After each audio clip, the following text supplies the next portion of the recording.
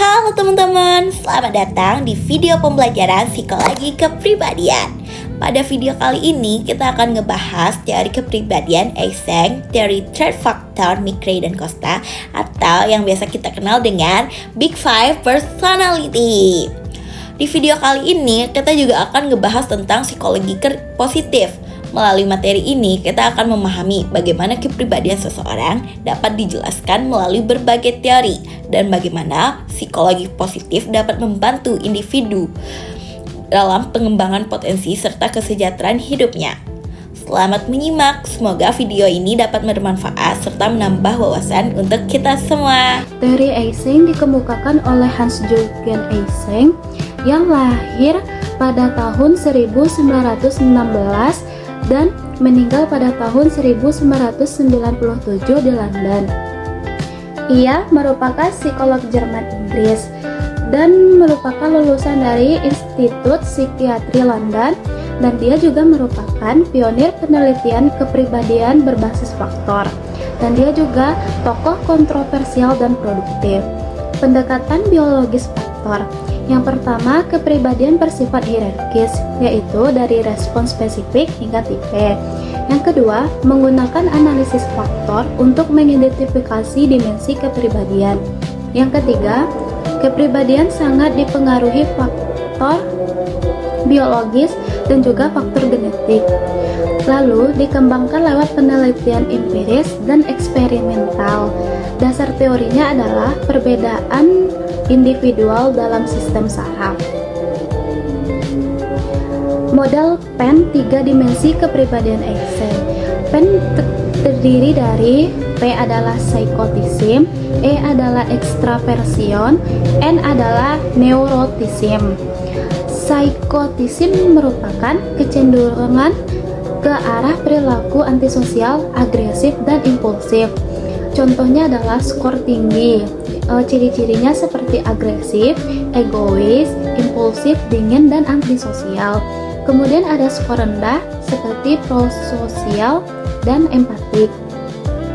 Selanjutnya, extraversion, yaitu merupakan orientasi energi ke dunia luar, mencari stimulasi sosial. Contohnya adalah seperti ekstrovert. Ekstrovert itu memiliki ciri-ciri seperti ramah, aktif, optimis, asertif, dan dominan. Sedangkan introvert jauh dari banyak orang dan cenderung lebih pendiam.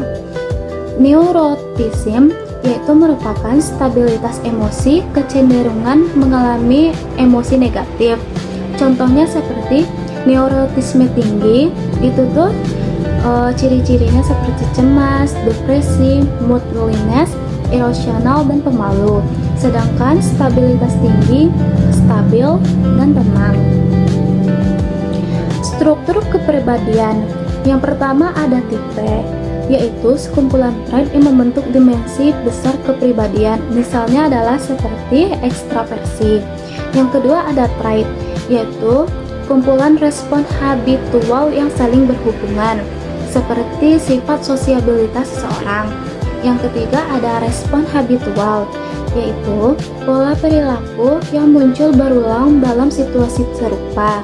Contohnya dalam kehidupan sehari-hari seperti selalu ramah di pesta.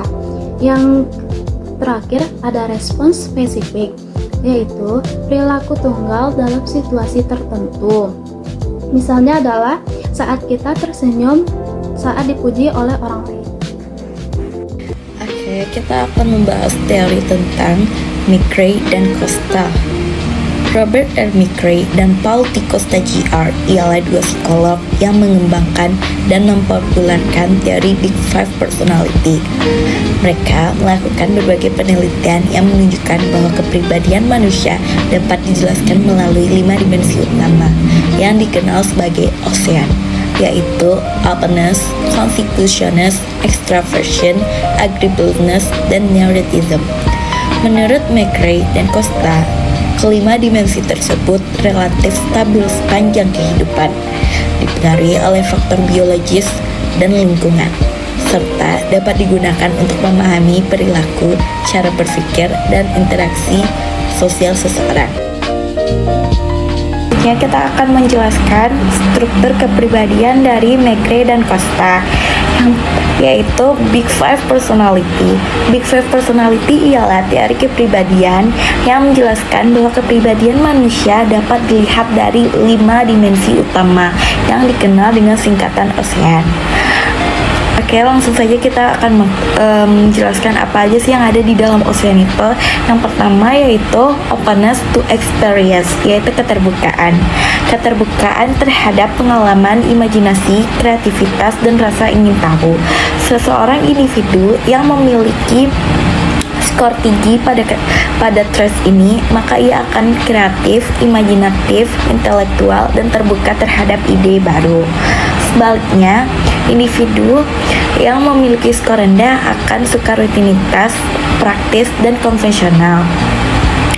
Selanjutnya yaitu conscientiousness, yaitu kesadaran, mencerminkan tingkat keteraturan, tanggung jawab, dan disiplin seseorang.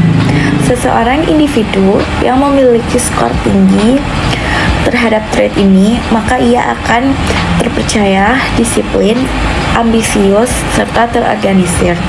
Sebaliknya, individu yang memiliki skor rendah, dia akan santai, ceroboh, serta tidak mudah diatur.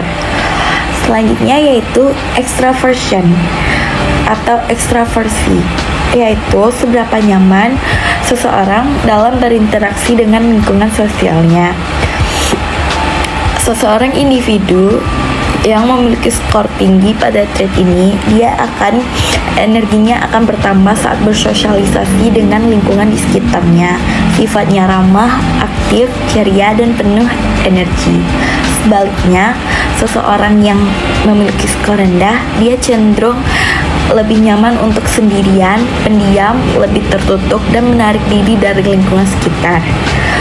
Selanjutnya yaitu ada agreeableness atau keramahan, yaitu gambaran kecenderungan kooperatif, kepercayaan, dan kepedulian terhadap orang lain.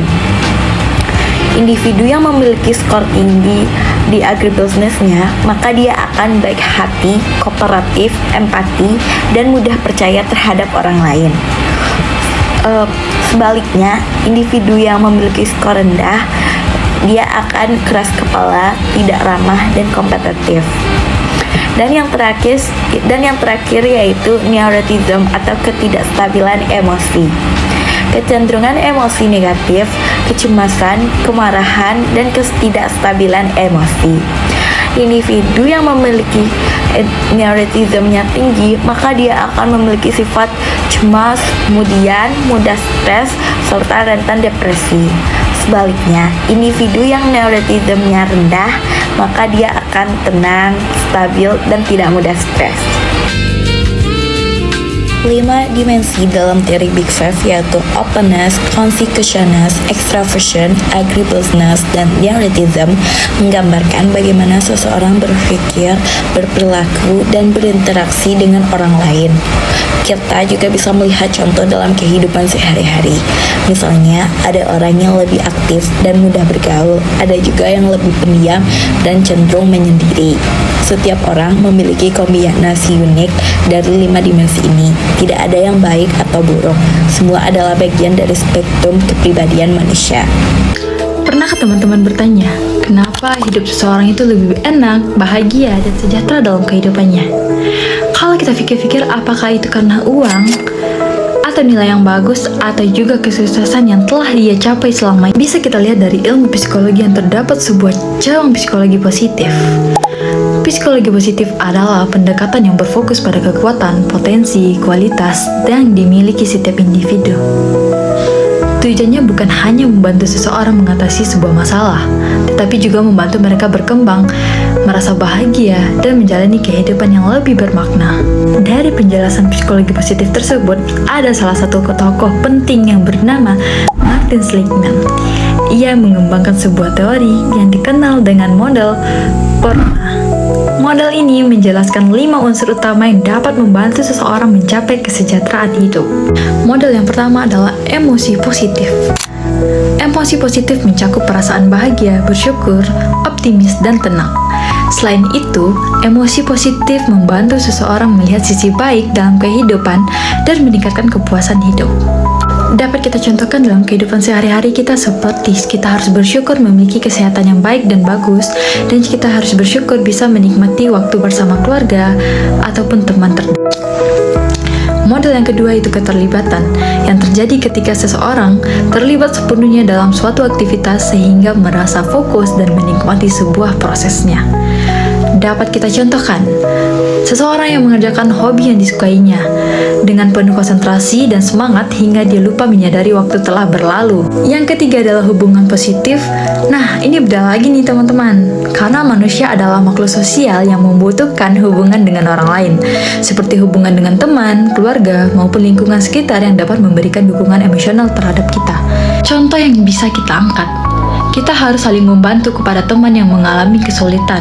Dan kita juga harus menjaga komunikasi yang baik dengan keluarga kita. Yang keempat adalah makna hidup. Makna hidup berarti memiliki tujuan dan alasan yang membuat hidup kita akan lebih berarti. Contohnya, kita akan belajar dengan sungguh-sungguh untuk meraih sebuah cita-cita dan untuk membanggakan kedua orang tua kita.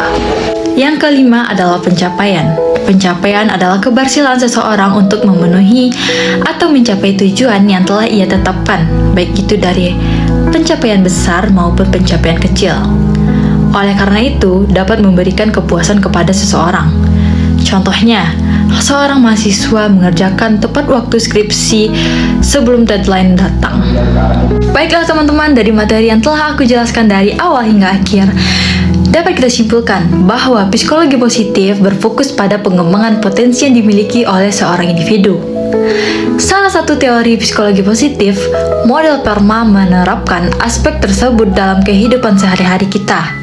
Ingat, seseorang dapat mencapai kehidupan yang bahagia, sejahtera, dan bermakna. Demikian video pembelajaran tentang teori kepribadian Eysenck, teori trait. Demikian video pembelajaran tentang teori kepribadian Eysenck, teori trait faktor Micray dan Costa, dan psikologi positif. Semoga dari materi yang telah disampaikan dapat membantu kita memahami kepribadian manusia serta pentingnya mengembangkan potensi dan kekuatan diri. Terima kasih atas perhatian teman-teman. Sampai jumpa pada pembelajaran berikutnya.